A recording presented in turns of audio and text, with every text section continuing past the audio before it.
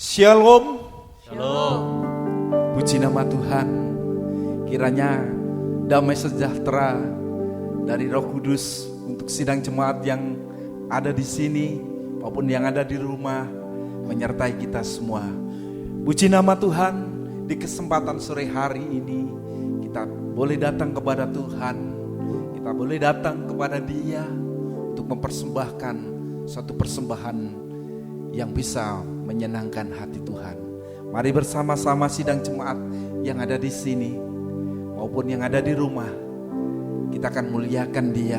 Kita akan berikan persembahan yang terbaik untuk Tuhan. Mari bersama kita datang di dalam doa. Segala puji syukur hanya kepadamu Tuhan. Di kesempatan sore hari ini oleh karena kasih kemurahan-Mu, Kau berikan kami kesempatan untuk kami datang kepadamu di dalam ibadah doa sore hari ini.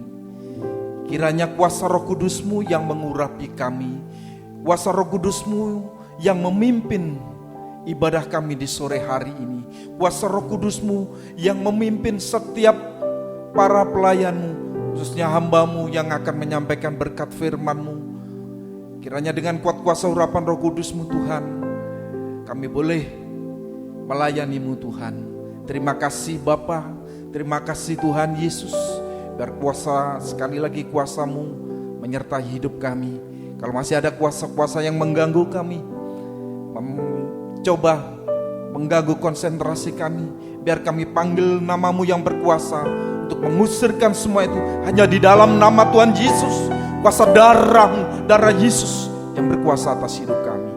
Terima kasih, kami naikkan syukur kami hanya kepadamu. Hanya di dalam nama Tuhan Yesus Kristus kami berdoa dan mengucap syukur. Terima kasih Tuhan.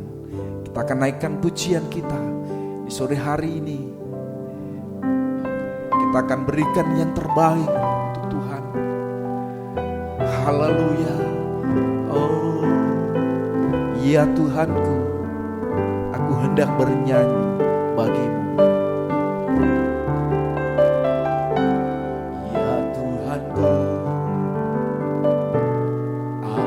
Hendak bernyanyi bagimu selama ku hidup, ya Allahku. Aku hendak bermazmur bagimu selagi ada, ya Tuhanku. Aku hendak bernyanyi bagimu, ya Tuhanku. Aku hendak bernyanyi bagimu selama ku hidup, ya Allahku. Aku hendak bermazmur bagimu selagi ku ada. Inilah yang ku renungkan setiap waktu.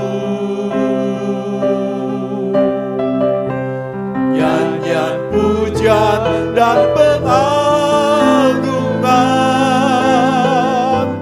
kepadamu.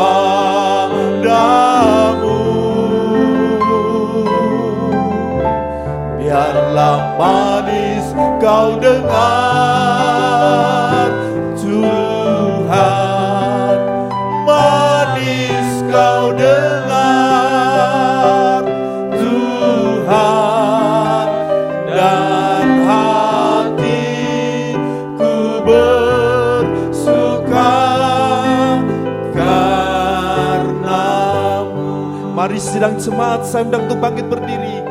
Ya Tuhanku, aku hendak bernyanyi bagimu. Haleluya. Aku hendak bernyanyi bagimu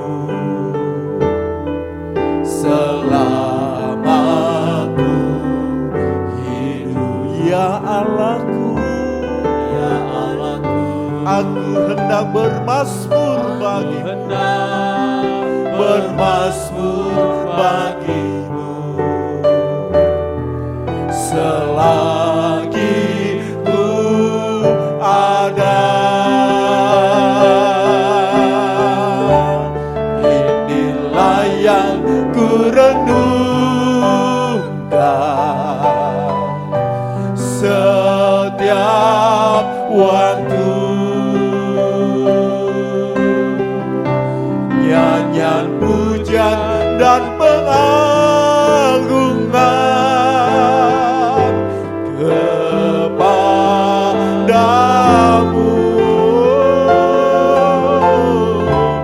Yang manis kau dengar Tuhan, manis kau dengar Tuhan, dan hatiku bersuka karenamu. Inilah yang ku renungkan, inilah yang ku renungkan setiap waktu. Nyanyian pujian dan pengagungan kepadamu. Biarlah manis kau dengar Tuhan, manis kau dengar Tuhan, dan hatiku bersuka karena, dan hatiku bersuka karena, dan hatiku dan hatiku, dan hatiku dan hatiku, dan hatiku bersuka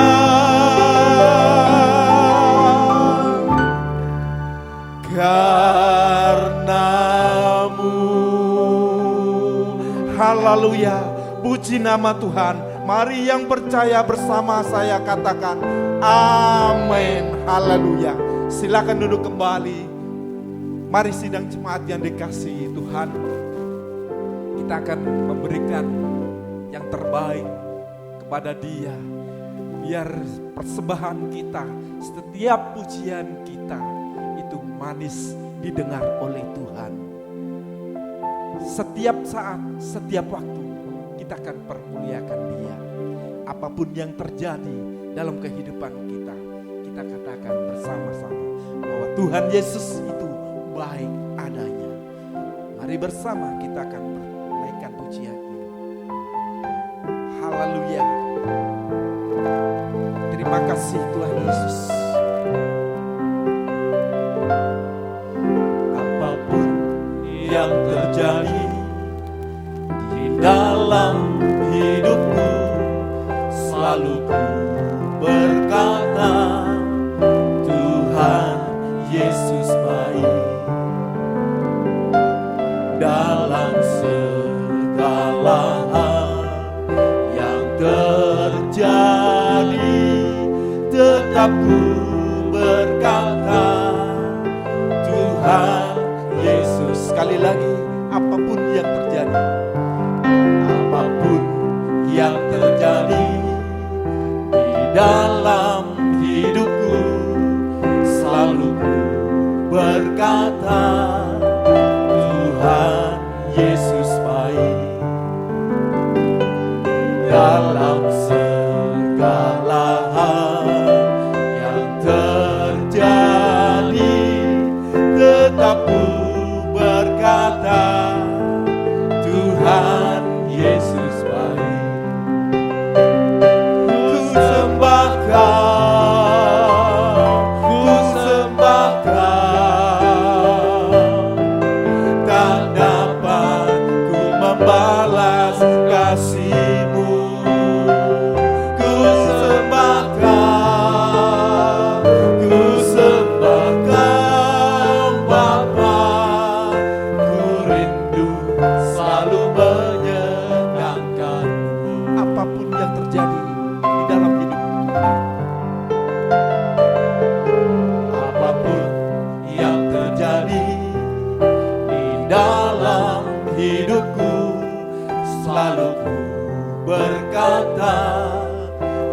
Tuhan Yesus baik dalam segala hal yang terjadi. Tetap ku berkata, Tuhan Yesus baik. Ku sembah Kau, ku sembah Kau. Tak dapat ku membalas kasih-Mu. Ku sembah Kau, ku sembah Kau Bapa. Ku rindu selalu menyenangkan-Mu. Ku sembah Kau, ku sembah Kau. Tak dapat ku membalas kasih-Mu. Ku sembah Kau, ku sembah Kau Bapa. Ku rindu selalu setia. Sekali lagi katakan, ku sembah Kau, ku sembah Kau, ku sembah Kau. Tak dapat ku membalas kasih-Mu. Ku sembah Kau, ku sembah Kau Bapa. Ku rindu selalu menyenangkan-Mu Tuhan. Ku rindu selalu menyenangkan-Mu. Ku rindu selalu menyenangkan-Mu. Haleluya. Berikan yang terbaik untuk Dia. Haleluya. Berikan semua yang terbaik bagi Dia. Bermazmur bagi Dia. Oh.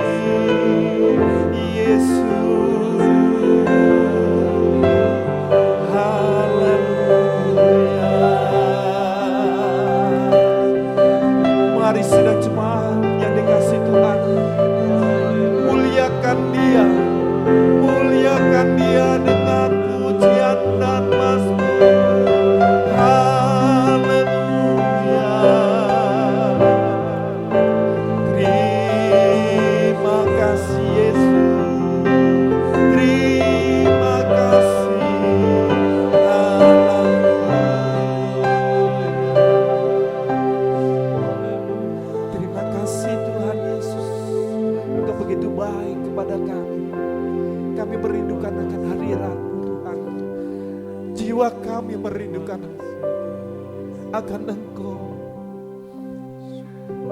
Jiwaku merindukan-Mu Tuhan. Di sore hari ini kami mau mempergunakan kesempatan yang baik yang sudah Tuhan berikan. Terima kasih Yesus. Haleluya. Terima kasih. Katakan terima kasih kepada Tuhan. Haleluya. Jiwaku merindukanmu, ya Allah yang hidup. Jiwaku haus kepadamu, ya Allah yang hidup. Sekali lagi, jiwaku haus kepadamu, jiwaku merindukanmu, ya Allah yang hidup. Jiwaku haus kepadamu, ya Allah yang hidup. Ku bersyukur kepadamu, sumber pengharapanku, penolongku dan Allahku, tiada yang sepertimu. Ku bersyukur kepadamu, sumber pengharapanku, penolongku dan Allahku, tiada yang seperti. Ku bersyukur kepadamu, sumber pengharapanku, penolongku dan Allahku, tiada yang seperti.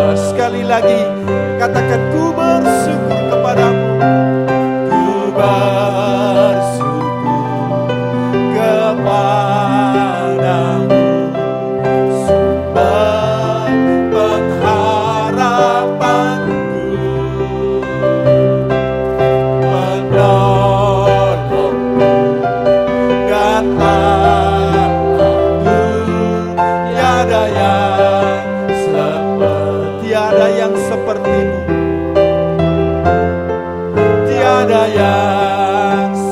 tiada yang sepertimu Tuhan, tiada yang seperti.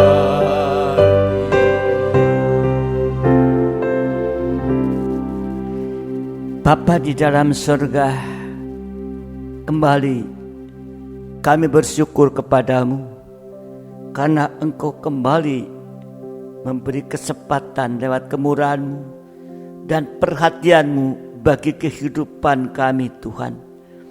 Karena kami tahu Bapa di dalam surga, di saat menghadapi masa sulit, masa krisis seperti ini, tapi Engkau tetap terus menolong kami Tuhan. Dan bahkan Kau memberikan kepada kami jalan keluar Tuhan. Untuk Bapa kami kuat dan teguh menghadapi semua ini. Untuk itu kami membutuhkan kuasa firman-Mu, urapan Roh-Mu Tuhan, menolong kami pada kesempatan hari-hari ini ke depan, sehingga kami kuat dan teguh hati. Terima kasih Bapa, terima kasih kami sudah banyak memuji Engkau, menyembah Engkau Tuhan. Sekarang kami mau siap untuk mendengarkan firman-Mu Tuhan, membuka hati kami untuk firman-Mu. Namun kalau masih ada Bapa dalam surga, kuasa-kuasa yang akan mengganggu dalam pemberitaan firman-Mu, kembali satu hati mengundang kuasa Nama untuk usir dan perintahkan semua kuasa Roh-Mu, perintahkan kamu keluar dalam nama Tuhan Yesus Kristus. Kuasa darah Yesus menguasai setiap kami dimanapun kami berada. Terima kasih Bapa, terima kasih. Sekarang layakkan kami Tuhan untuk mendengarkan firman-Mu dengan sungguh Tuhan, sampai kami boleh mengerti dan yakin akan firman-Mu itu. Terima kasih Tuhan, terima kasih. Kami siap mendengarkan firman-Mu dalam nama Tuhan Yesus Kristus. Haleluya. Amin. Silakan duduk kembali sidang jemaat yang dikasihi Tuhan. Saya ucapkan selamat sore menjelang malam, dan biarlah damai sejahtera ada dalam kehidupan kita sehingga kita bisa mampu mendengarkan firman Tuhan, ya, dalam hati damai sejahtera sehingga kita bisa semakin mengerti akan apa yang Tuhan akan nyatakan kepada kita. Kita masih lanjut di dalam Injil Matius pasal yang ke-27, di mana ada 7 sengsara yang dialami oleh Yesus. Kita sudah membahas sampai yang keempat, ya. Ini malam hari ini kita juga masih membahas, yaitu sengsara yang dialami oleh Yesus, yaitu dalam Matius 27 yang keempat, ya, ayat 32 sampai ayat 50. Itu Yesus disalibkan sampai mati. Ini yang masih kita akan bahas pada kesempatan malam hari ini. Kalau kita membaca di dalam, ya, ayat 32, ya, itu ada praktek salib dalam kehidupan sehari-hari. Ya, itu sudah diterangkan, kita sudah bahas dalam PA yang lalu, ya. Juga yang ketiga di dalam ayat 33, maksud saya tempat penyalipannya di mana, di Bukit Tengkorak atau Bukit Golgota, itu sudah diterangkan juga pada ibadah doa tanggal 4 yang lalu. Nah, sekarang kita akan membaca, ya, Matius 27 ayat 34 sampai 37. Kita akan maju, ya, untuk lebih mengerti kenapa Yesus disalibkan sampai mati. Apa pengertian tentang salib itu? Mari ayat 34 sampai ayat 37. Lalu mereka memberi dia minum anggur bercampur empedu. Sudah, anggur campur empedu, pahitnya bagaimana? Setelah ia mengecapnya, ia tidak mau meminumnya.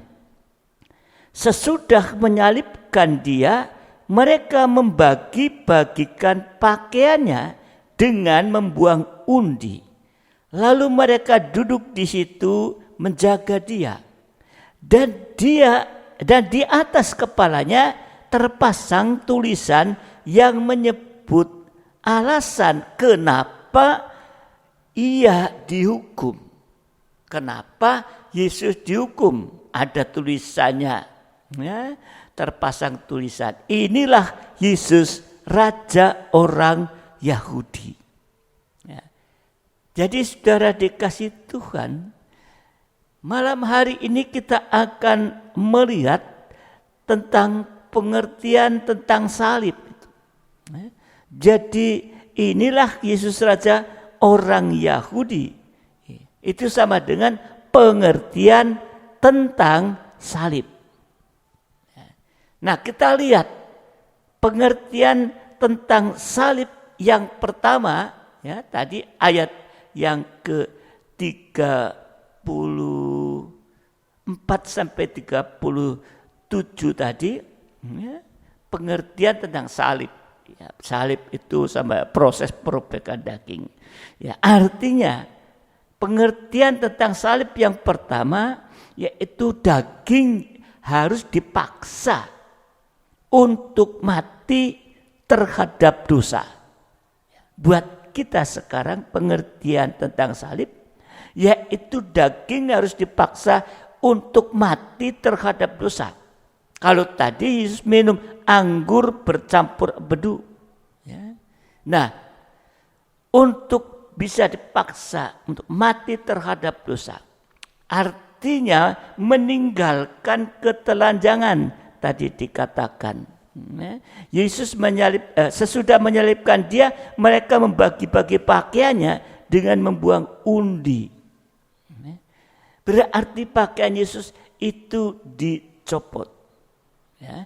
Jadi pengertian tentang salib pertama, daging harus dipaksa untuk mati terhadap dosa, mematikan dosa, meninggalkan ketelanjangan, alias bertobat dan memakai pakaian baru dari Yesus. Ya, mereka membagi pakaian Yesus. Ya. Jadi saudara dikasihi Tuhan, jadi inilah proses yang pertama. Proses meninggalkan dosa itu lewat baptisan air. Ya, lewat baptisan air. Mati bersama Yesus, dikuburkan bersama dengan dia oleh baptisan dalam kematian, supaya sama seperti Kristus dibangkitkan dari antara orang mati. Nah ini saudara, jadi hidup dalam hidup yang baru, artinya tidak telanjang lagi. Jadi baptisan air yang benar adalah mati terhadap dosa atau bertobat. Itu sama dengan mati bersama Yesus. Dikubur bersama Yesus, bangkit bersama Yesus untuk mendapatkan hidup baru, yaitu hidup dalam kebenaran. Sama dengan memakai pakaian kebenaran. Jadi bertobat, baptisan air itu kalau dalam tabernakel ada dalam halaman. Hidup benar sama dengan memakai pakaian kebenaran. Seringkali sudah memakai pakaian kebenaran tapi dilepas lagi sehingga kembali telanjang kembali. Seperti anjing kembali muntahnya, babi kembali lagi ke kubangan. Karena itu kita harus mantap nanti dalam penggembalaan. Sebab Amsal 12 ayat 6 menuliskan orang benar, tadi sudah benar, mendapat di tempat penggembalanya. Tapi jalan orang fasik menyesatkan mereka sendiri. Jadi sesudah hidup benar, daging itu harus dipaksa untuk masuk pintu sempit. Untuk masuk kandang pengembalaan yang benar, untuk bisa tekun dalam 3 macam ibadah pokok. Ini saudara yang terus-terus Tuhan mau dengungkan kepada kita, supaya benar-benar kita bisa masuk pintu sempit, masuk dalam kandang penggembalaan yang benar. Lewat kita mau tekun dalam 3 macam ibadah pokok. Sekalipun kita secara online, kita mau tetap mengikuti ibadah-ibadah yang ada dalam penggembalaan secara online. Kalau kita tergembala dan tetap hidup benar, ya, kita bagaikan carang yang melekat pada pokok anggur yang benar. Kalau carang menempel pada pokok anggur benar, nanti hasilnya kita akan memetik hasilnya. Ya, yaitu dalam Yesaya 32 ayat 17. Yesaya 32 ayat 17. Di mana ada kebenaran, di situ akan tumbuh damai sejahtera, dan akibat kebenaran ialah ketenangan dan ketenteraman untuk selama-lamanya. Jadi hasil pertama yaitu ada ketenangan, ada perhentian, ada damai sejahtera. Saat hati kita tenang, itu adalah saat di mana Yesus menjadi raja di dalam hati kita. Dan kalau ada hati damai, semua akan menjadi enak dan ringan. Jadi masuk penggembalaan bukan untuk menyiksa kita, tapi supaya semuanya enak dan ringan. Nah, ini pengertian tentang salib yang pertama. Ya, daging harus dipaksa untuk mati terhadap dosa lewat baptisan air. Ya, dan selanjutnya, yang kedua, praktek salib yang kedua, ya, harus dipaksa, daging harus dipaksa untuk aktif dalam pelayanan pembangunan tubuh Kristus. Matius 27, 38-40. Bersama dengan dia disalibkan 2 orang penyamun, seorang di sebelah kanan dan seorang di sebelah kirinya. Orang-orang yang lewat di sana menghujat dia sambil menggelengkan kepala. Mereka "Hai, engkau yang mau merobohkan bait suci dan mau membangunnya kembali dalam 3 hari, selamatkanlah dirimu. Jikalau engkau anak Allah, turunlah dari salib."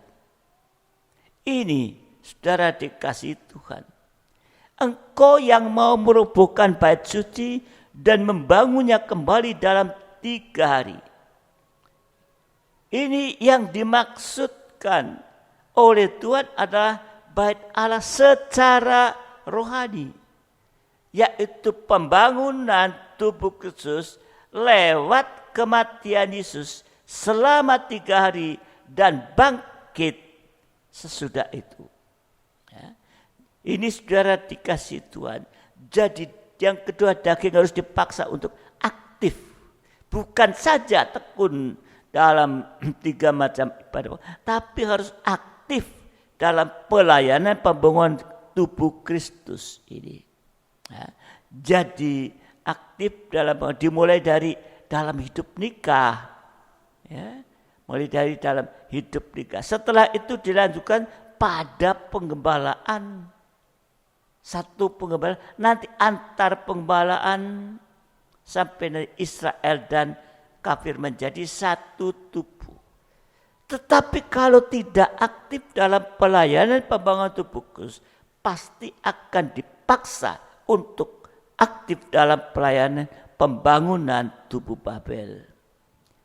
Masuk dalam kesempurnaan, tapi kesempurnaan dalam kenajisan dan kejahatan.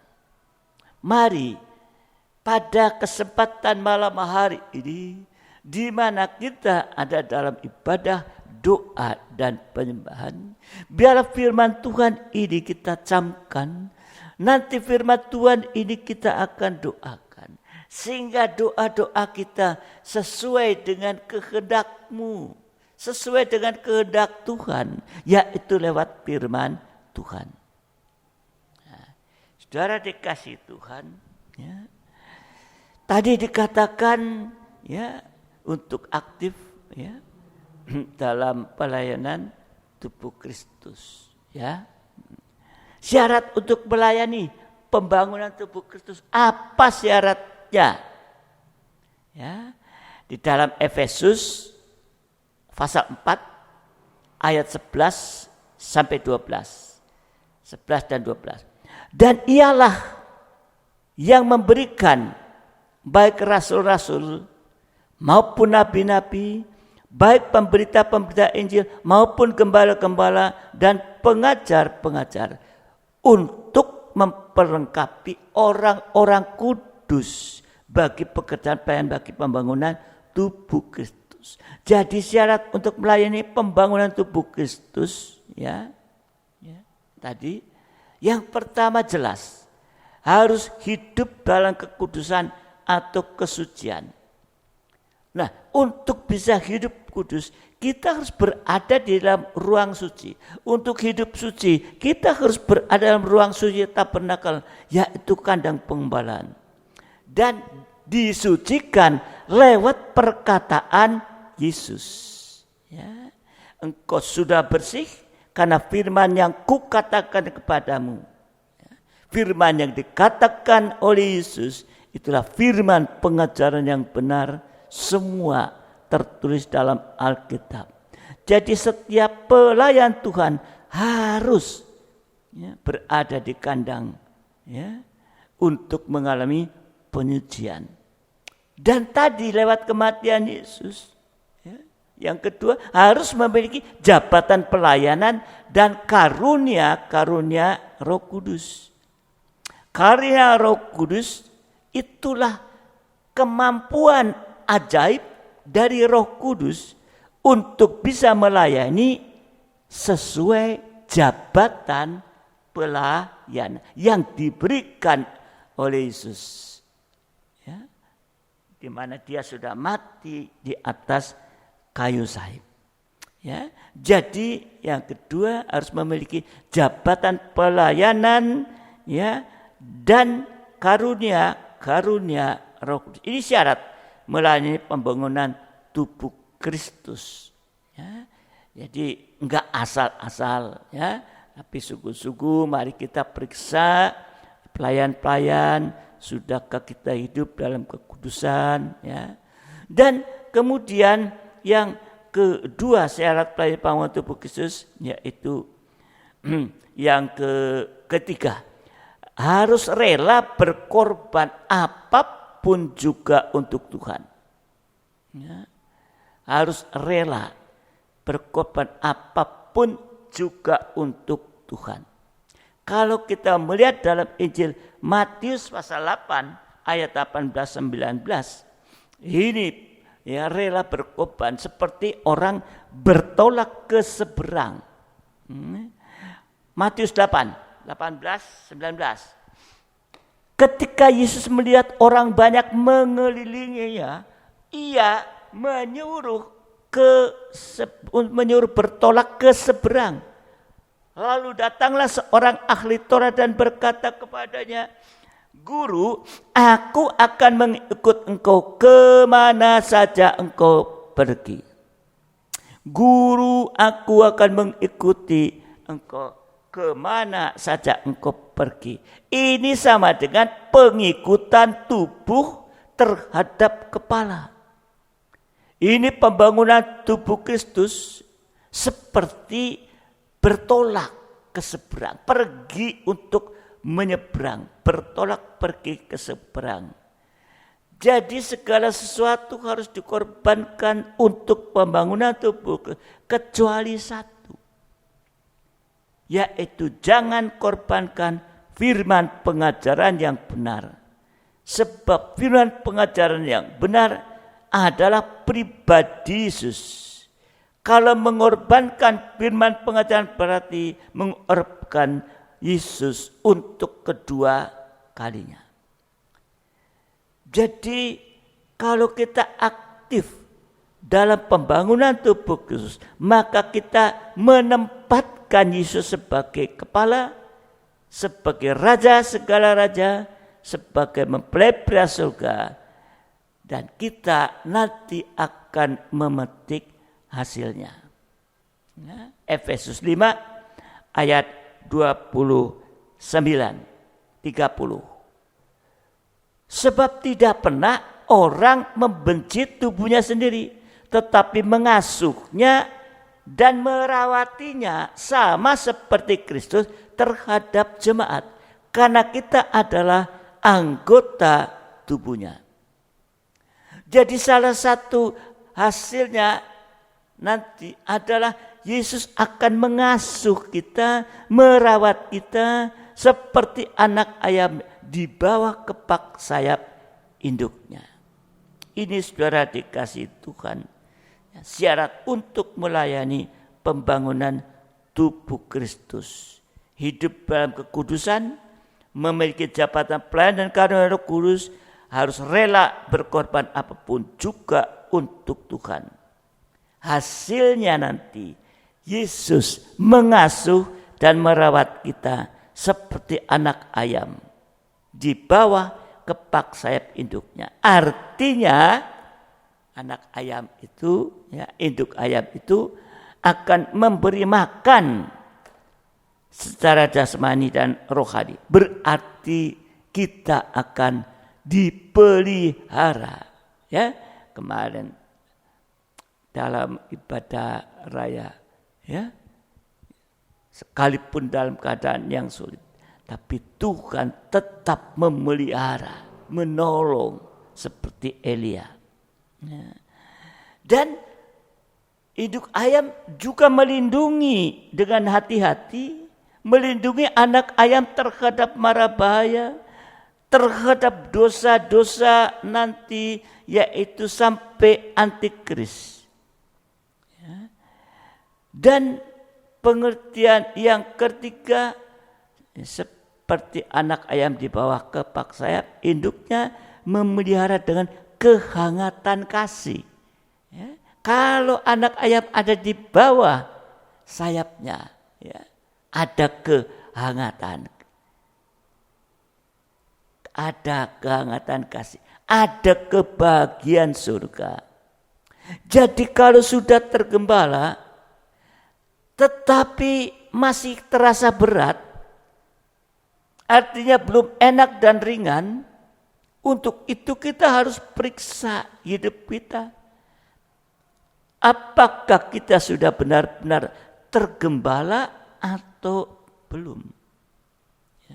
Siapa saja boleh melayani pembantu begitu, sekalipun kehidupan sudah najis dan kotor, asalkan sudah memenuhi syarat melayani tadi. Ya, syaratnya melayani itu. Ya, itulah saudara yang dikasihi Tuhan. Ya. Jadi serusak apapun kehidupan ini, kalau kita tergembala, kita pasti mengalami penyucian sampai nanti menerima jubah pelayanan. Bukan pakaian lagi, ya, bukan pakaian kebenaran, tapi jubah pelayanan. Ya, itu jubah yang maha indah. Dan sekarang pengertian tentang salib yang ketiga, Matius 27 ayat 41 sampai 44. Demikian juga imam-imam kepala bersama-sama ahli Taurat dan tua-tua mengolok-olokkan dia, dan mereka berkata, orang lain ia selamatkan, tetapi dirinya tidak dapat ia selamatkan. Ia Raja Israel. Baiklah ia turun dari salib, dan kami akan percaya kepadanya. Ia menaruh harapannya pada Allah. Baiklah Allah menyelamatkan dia, jikalau Allah berkenan kepadanya. Karena ia telah berkata, aku adalah anak Allah. Bahkan penyamun-penyamun yang disalibkan bersama-sama dia mencelanya demikian juga. Jadi tadi perkata, baiklah ia turun dari salib itu, dan kami akan percaya kepadanya. Ini sangat percaya karena melihat. Ini sama dengan imannya Thomas. Ini merupakan kebodohan dari ahli Taurat tadi. Ahli Taurat, sudah ahlinya, tapi bodoh. Kalau Yesus benar-benar turun saat itu, maka semuanya akan binasa. Sebab itu hari-hari ini jangan sampai kita terkecoh dengan pandangan-pandangan jasmani. Jadi pengertian salib yang tiga adalah daging ini harus dipaksa untuk percaya dan berharap pada Yesus yang disalibkan untuk supaya bisa diselamatkan. Bahkan disempurnakan lewat salib Tuhan. Prakteknya kita sendiri juga mau disalib. Artinya mau sengsara bersama Yesus atau terkena percikan darah. 2 Korintus 4 ayat 16 dan 17. 2 Korintus 4 ayat 17, ayat 16 dan 17. Sebab itu kami tidak tawar hati, tetapi meskipun manusia lahiriah kami semakin merosot, namun manusia batinnya kami dibaharui dari sehari ke sehari. Sebab penderitaan ringan yang sekarang ini mengerjakan bagi kami kemuliaan kekal yang melebihi segala-galanya, jauh lebih besar daripada penderitaan kami. Inilah percikan darah. Sengsara daging tanpa dosa bersama Yesus, sehingga kita akan bisa mengalami pembaharuan dari manusia daging menjadi manusia rohani seperti Yesus. Kalau Yesus turun dari salib, ya, saudara dikasih, kalau Yesus turun dari salib tadi, dia tidak akan mengalami kemuliaan. Tidak mengalami kemuliaan. Jadi, kalau kita dibaharui, pembaharuan dimulai dari tadi. Tidak tawar hati. Tidak tawar hati sama dengan kuat dan teguh hati. Seperti Yesus sekalipun di atas kayu salib. Tidak mau turun. Sekalipun disuruh turun. Karena apa? Karena dia taat, dia melakukan kehendak Bapa. Sekalipun dia difitnah, dicaci maki, diolok dan sebagainya. Tapi dia kuat. Tetap tidak turun dari salib. Sampai dia harus mati di atas kayu salib. Jadi kita harus tidak kuat dan teguh hati. Mari kita lihat satu contoh kuat dan teguh hati. Gereja Tuhan digambarkan sebagai seorang wanita. Dan keadaan gereja seringkali seperti wanita yang pendarahan 12 tahun. Bayangkan wanita yang pendarahan 12 tahun. Ini. Itu keadaan gereja, apalagi menghadapi masalah-masalah yang rumit ini. Markus 5, kita baca kisah ini. Markus 5 ayat 25 sampai 29. Adalah di situ seorang perempuan yang sudah 12 tahun lamanya menderita pendarahan. Ia telah berulang-ulang diobati oleh berbagai tabib, sehingga telah dihabiskannya semua yang ada padanya. Untuk biaya ke tabib itu habis apa yang ada, hartanya semua. Namun sama sekali tidak ada faedahnya, malah sebaliknya keadaannya semakin memburuk. Dia sudah mendengar berita-berita tentang Yesus. Dia sudah mendengar firman Tuhan, sudah mendengar berita tentang siapa Yesus. Maka di tengah-tengah orang banyak itu, ia mendekati Yesus dari belakang dan menjamah jubahnya. Sebab katanya, asal ku jamah saja jubahnya, aku akan sembuh. Seketika itu juga berhentilah pendarahannya, dan ia merasa bahwa badannya sudah sembuh dari penyakitnya. Ini bukti kuat dan teguh hati. Dia dihalang-halangi orang banyak itu, tapi dia tetap asal ku jamah saja jubahnya, aku akan sembuh. Ini bukti kuat dan teguh hati. Jadi kuat teguh hati sama dengan menjamah ujung jubah Tuhan. Kalau bicara pendarahan 12 tahun artinya tadi pendarahan 12 tahun karena ada pembuluh darah yang pecah. Kalau pendarahan berarti ada pembuluh darah yang pecah. Ini mengandung pengertian yaitu terjadi perpecahan. Pendarahan 12 tahun, pengertiannya rohani itu. Ya, ada pembuluh darah yang pecah, sama dengan terjadi perpecahan. Terutama mulai dari dalam nikah rumah tangga. Ya. Nikah tidak menjadi satu hati lagi. Seringkali masih dilihat di dalam satu rumah enggak kemana-mana, tapi sudah tidak satu hati lagi. Kalau nikah tidak menjadi satu, tidak akan bisa mengarah kepada nikah yang rohani, yaitu masuk dalam perjamuan nikah anak domba. Ini suatu problem, suatu masalah besar di dalam nikah.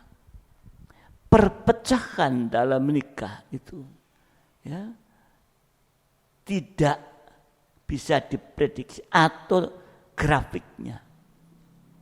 Berapa banyak di tengah-tengah dunia yang terjadi perpecahan, tidak ada grafiknya. Tapi kalau perang bisa dihitung yang mati berapa. Karena negara A kirim 10.000, negara B kirim 5.000. Nanti yang mati ketahuan berapa. Kalau di total dalam perang dunia, misalnya perang dunia kedua itu, yang mati kurang lebih. Tapi kalau perpecahan dalam menikah, enggak pernah dilihat berapa jumlahnya. Ini masalah yang masalah besar. Dan tadi kalau pendarahan 12 tahun terjadi perpecahan, juga pasti tidak ada damai sejahtera.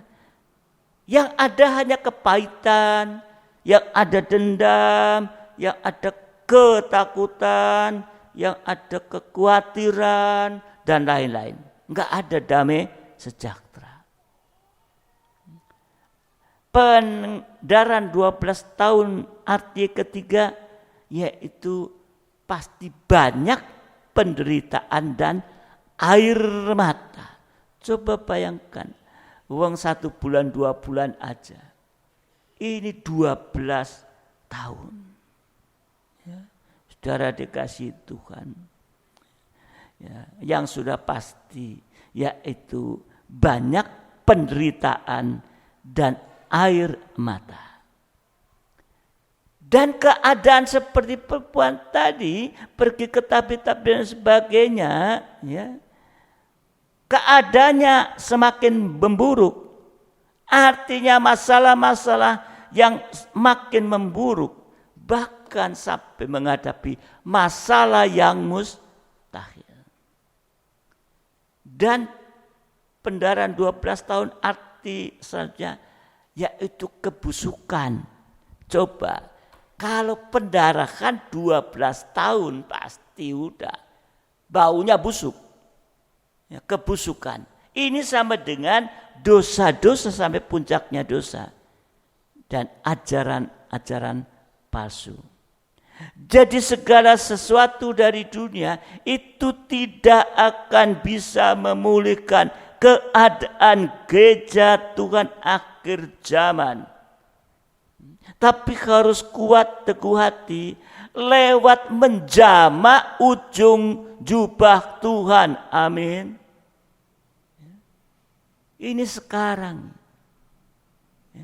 menghadapi masalah-masalah yang begitu, kita harus kuat teguh hati lewat menjamah ujung jubah Tuhan. Wahyu 19 ayat 13 dan 16.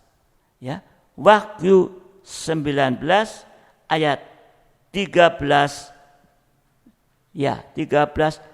dan 16.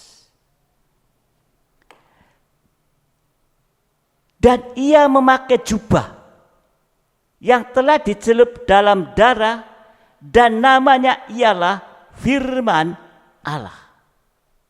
Ayat 16, dan pada jubahnya dan pahanya tertulis suatu nama, yaitu Raja segala raja dan Tuhan di atas segala Tuhan. Jadi di sini jubah Tuhan itu adalah firman Tuhan yang ada tulisan Raja segala raja dan mempelai biar surga, sama dengan kabar mempelai. Jadi menjama ujung jubah Tuhan. Kita harus kuat teguh hati lewat menjama ujung jubah Tuhan. Tadi jubah Tuhan itu adalah firman Tuhan. Ada tulisan Raja segala raja, Tuhan segala Tuhan, mempelai pria surga atau kabar mempelai. Jadi memegang ujung jubah Tuhan artinya kita tidak berharap lagi pada siapapun kecuali kepada Tuhan atau kepada firman pengajaran mempelai. Wanita itu tidak mau ke tabib-tabib lagi karena keadaannya semakin memburuk. Sudah hartanya habis, keadaannya enggak sembuh tapi semakin memburuk. Jadi memegang ujung jubah Tuhan artinya tidak berharap kepada siapapun juga. Hanya berharap kepada yaitu Tuhan. Ya. Lewat pengajaran mempelai. Yang kedua, memegang ujung Tuhan artinya ada usaha. Seperti perempuan ini berdesak-desak, ada usaha untuk mendengar kabar mempelai. Jadi kan tadi dikatakan ujung jubah Tuhan ya, adalah tidak berharap pada siapapun kecuali kepada Tuhan lewat firman pengajaran mempelai. Dan ada usaha untuk mendengar kabar mempelai dan tidak kecewa atau putus asa akan sesuatu. Ya. Wanita ini harus berjuang, berdesak-desakan untuk menjama ujung tubuh Tuhan sekalipun ia dalam kelemahan. Bayangkan 12 tahun pendarahan, lemah tubuhnya, tapi dia tetap berusaha untuk menjama ujung tubuh. Bagaimana dengan sikap kita? Mungkin ada dalam kelemahan, apakah kita sudah berusaha untuk terus menjama ujung jubah Tuhan, yaitu pengajaran atau kabar mempelai. Itu usaha kita. Perempuan itu sudah lama enggak mau kemana lagi. Kita juga hanya darah dikasih Tuhan, berjuang bergumul, sekalipun kita lemah, kuat dan teguh hati. Ya. Memegang ujung jubah Tuhan arti yang ketiga, mau merendahkan diri sendadanya. Ya. Artinya mengaku bahwa kita tidak layak, mengaku kita tidak mampu apa-apa, tapi hanya berharap kepada belas kasihan Tuhan. Perempuan itu sudah lemah, berdesak-desak, tapi dia tetap menjamah bukan jubahnya di atas, tapi ujung jubah berarti berada di bawah. Dan memegang jubah Tuhan artinya yang keempat, berpegang teguh pada kabar mempelai, firman pengajaran mempelai, dan taat dengaran. Saudara yang dikasih Tuhan, Tuhan izinkan keadaan kita makin memburuk. Untuk apa? Kita sudah mempelajari itu. Supaya kita tidak melupakan ujung jubah Tuhan. Tidak melupakan yaitu kabar mempelai. Tidak melupakan pengajaran mempelai. Kalau semua usaha sudah tidak bisa lagi. Seperti perempuan tadi, ke tabib sudah bukan sembuh. Hartanya habis, tapi malah tambah parah. Kalau semua usaha sudah nggak bisa lagi, kembali kepada ujung jubah Tuhan. Menjamah ujung jubah Tuhan. Mengulurkan tangan pada Tuhan. Tuhan pasti akan mengulurkan tangan kepada kita. Amin. Mazmur 6. Mazmur 62 maksud saya. Ya. Mazmur 62 ayat 12 dan 13. Satu kali Allah berfirman, dua hal yang aku dengar, bahwa kuasa dari Allah asalnya. Dan daripadamu juga kasih setia, ya Tuhan, sebab Engkau membalas setiap orang menurut perbuatannya. Ini sama dengan tangan kuasa dan belas kasihan Tuhan yang sanggup mengadakan mujizat bagi kita. Tadi perempuan itu 12 tahun ya, hanya menjamah ujung jubah Tuhan. Tapi dengan berusaha, keadaannya lemah, berusaha. Saat itu terjadi mujizat.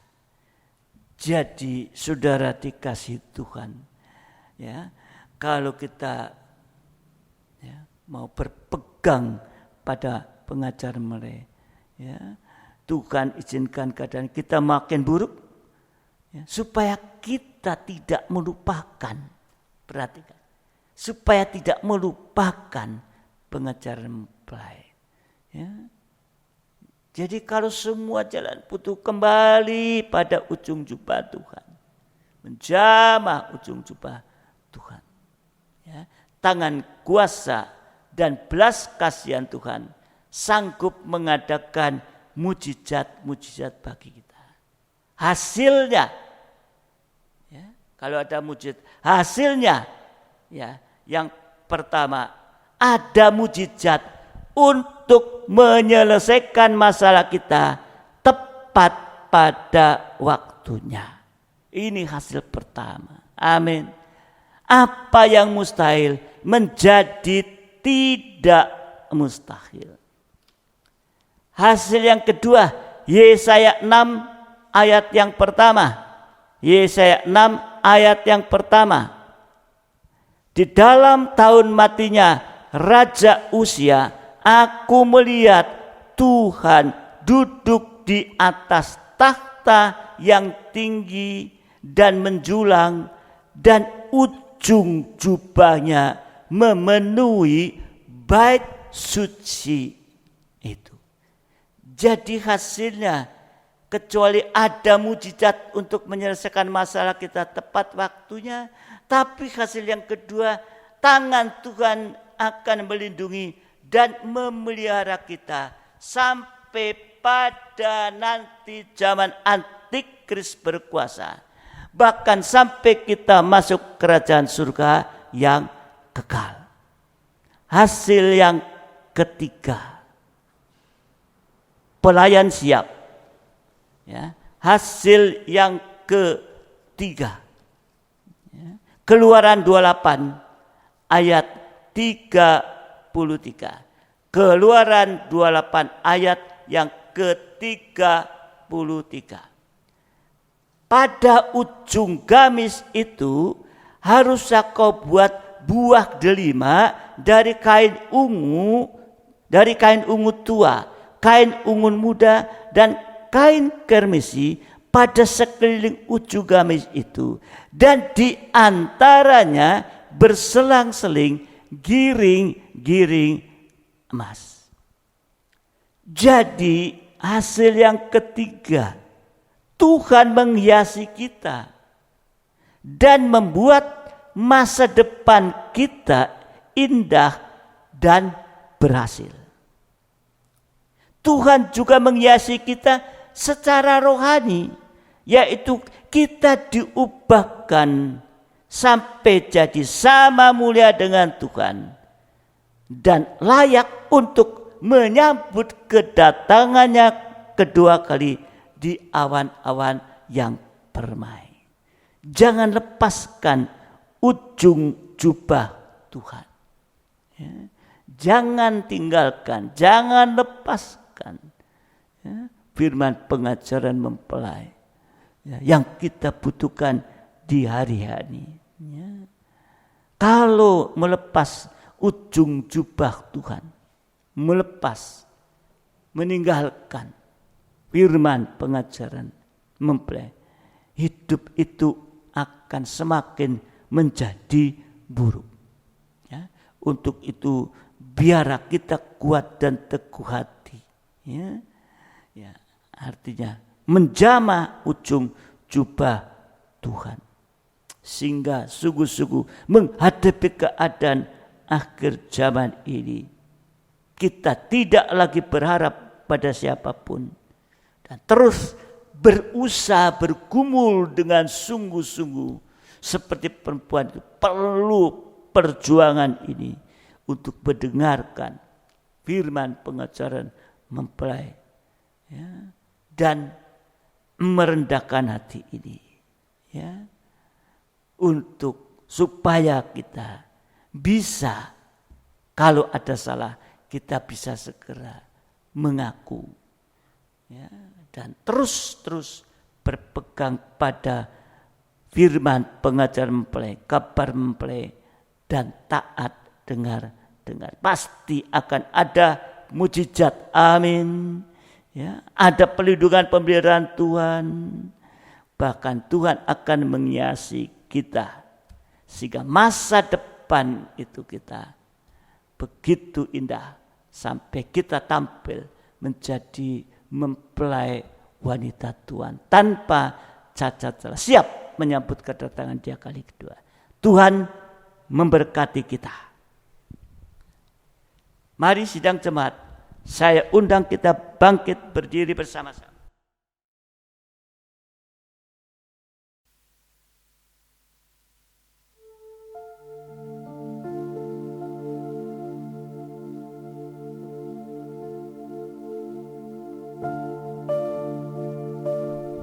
Masih kita pujikan satu pujian.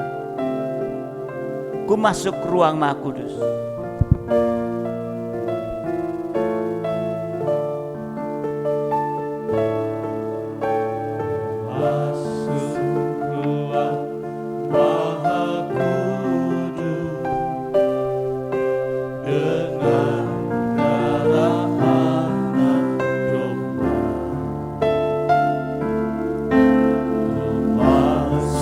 Dengan hati tulus menyembah yang maha kuasa, ku menyembahmu,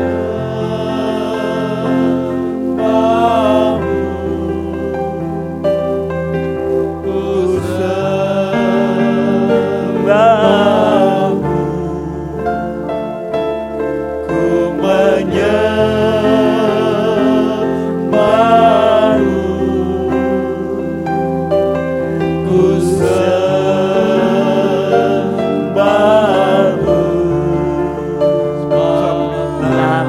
ku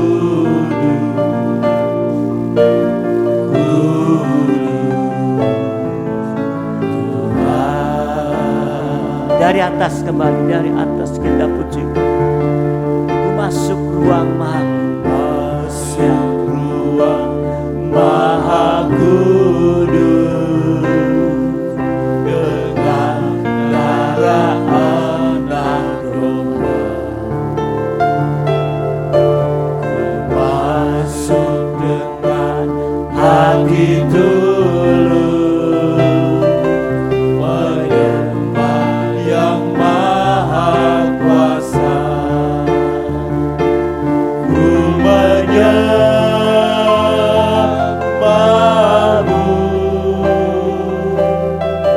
Ku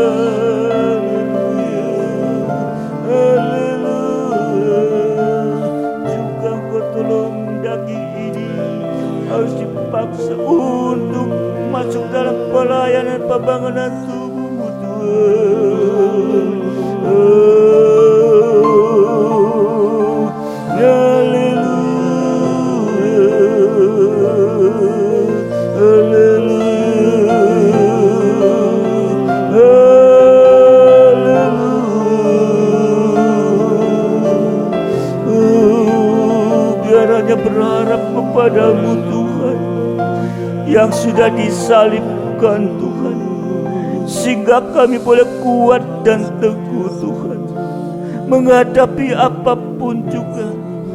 Separah perempuan pendaraan 12, tetapi pertolongan Tuhan nyata bagi kita. Haleluya, haleluya, sehingga kami menghadapi apa bisa kuat dan teguh hati. Justru di saat ini, seperti kita dalam ujian, tidak berharap kepada siapapun juga, hanya kepada Tuhan lewat firman pengajaran. Haleluya Yesus, haleluya.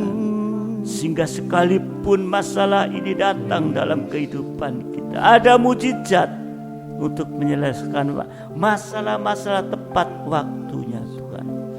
Dan Tuhan akan melindungi, memelihara kita sekalipun berada dalam situasi ini Tuhan.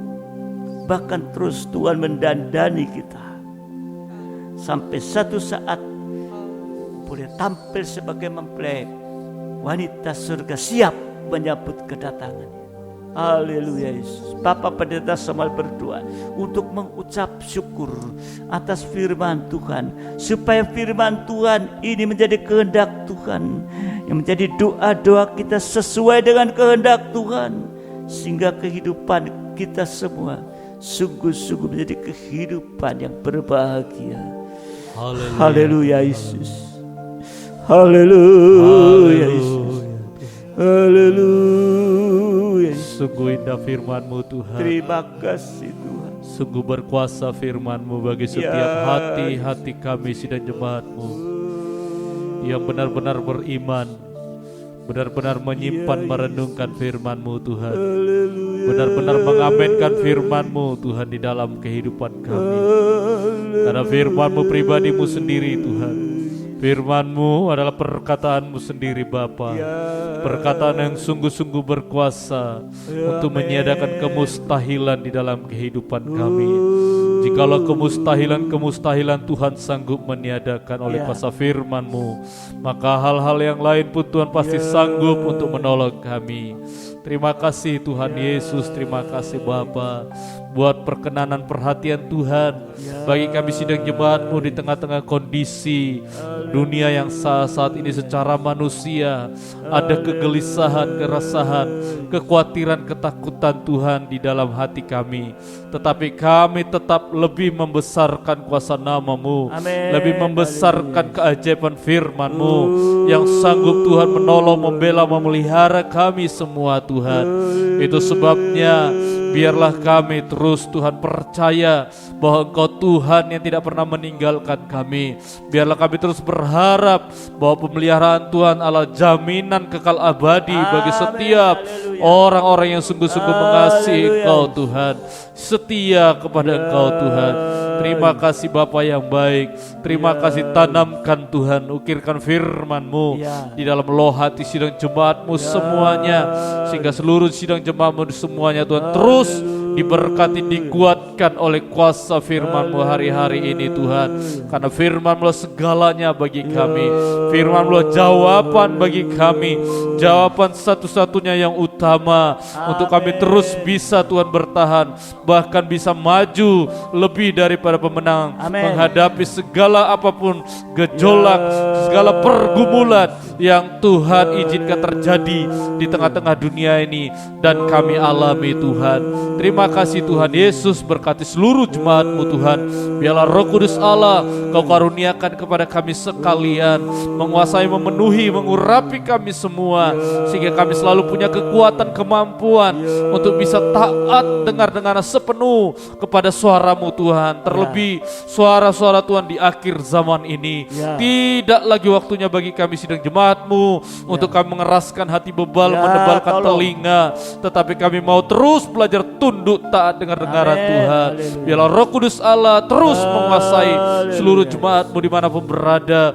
Urapi, kuasai, penuhi kami semua Tuhan, sehingga kami mampu menjadi pelaku-pelaku yang setia. Berkati Bapak Gembala kami yang Tuhan sudah pakai menjadi selalu berkat firman pada saat ini. Terus pakai hamba-Mu, berikan karunia kesehatan, kekuatan senantiasa bagi hamba-Mu, terlebih saat bersama dengan kami dalam ibadah pelayan kami mendatang dan selanjutnya. Tuhan terus pakai hamba-Mu, bukakan firman lebih dalam, lebih terang, lebih ajaib. Bukakan Tuhan, sehingga tidak ada satupun yang Tuhan sembunyikan bagi kami di akhir zaman ini, sehingga sungguh-sungguh kami benar-benar terberkati oleh firman nubuatan-Mu Tuhan, yang pasti Tuhan akan genapkan semua, sempurnakan semuanya. Terima kasih Tuhan Yesus, kami sangat bersyukur buat lawatan Tuhan bagi kami sidang jemaat-Mu pada saat ini. Dalam nama Tuhan Yesus Kristus kami bersyukur. Haleluya. Terima kasih Bapa Surgawi. Kami kembali kepadamu membawa seluruh sidang jemaat-Mu, baik pribadi dan juga dalam hidup menikah. Apapun yang terjadi masalah seperti firman-Mu, maka pertolongan itu akan datang tepat waktu.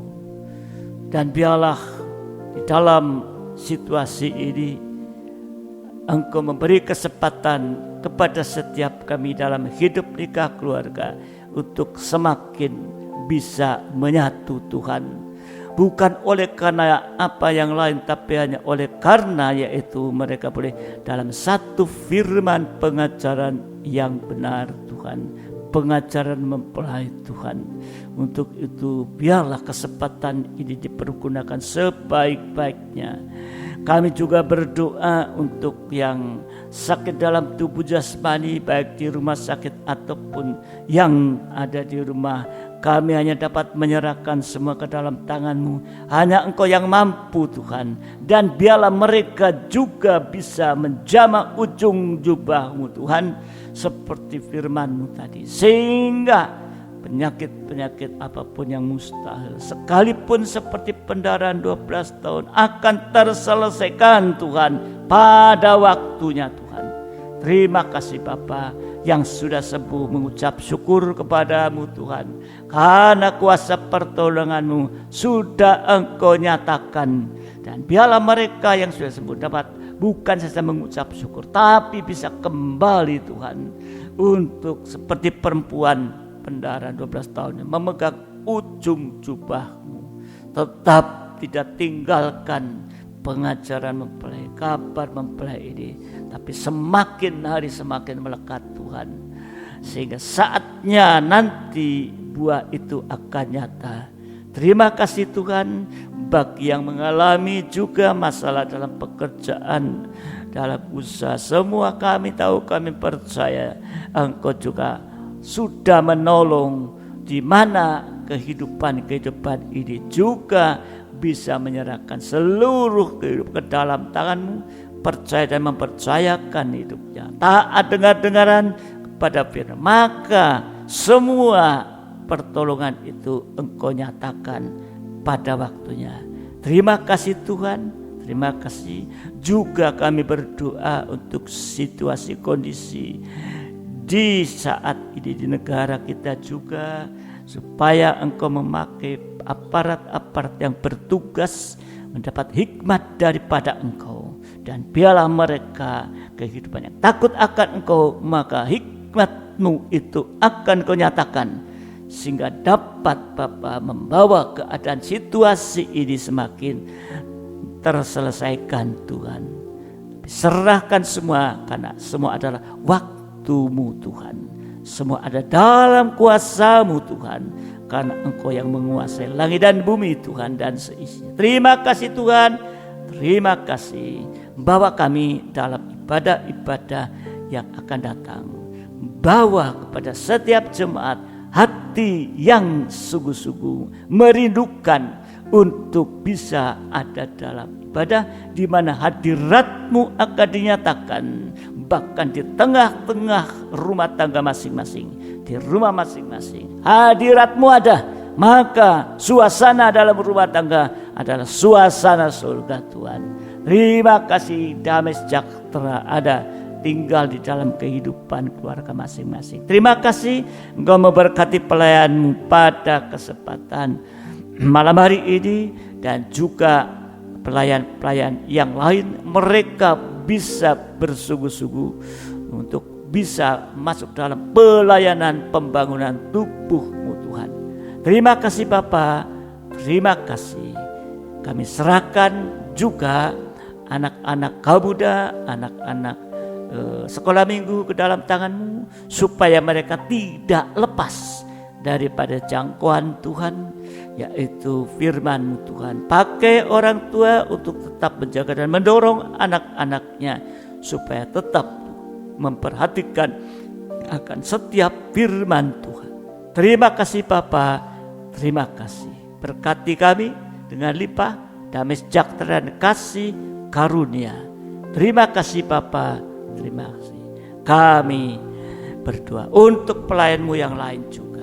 Terima kasih Bapa, terima kasih. Sekarang sidang jemaat yang dikasihi Tuhan, terimalah berkat nikmat anugerah daripada Allah Bapa, cinta kasih dari Tuhan kita Yesus Kristus, serta persekutuan dalam Roh Kudus menyertai kita saat ini sampai selama-lamanya, dalam berkat nama Tuhan Yesus Kristus. Mempelai pria surga yang mengasihi, yang percaya bersama saya katakan amin. Selamat malam, Tuhan memberkati sampai ibadah yang akan datang. Haleluya.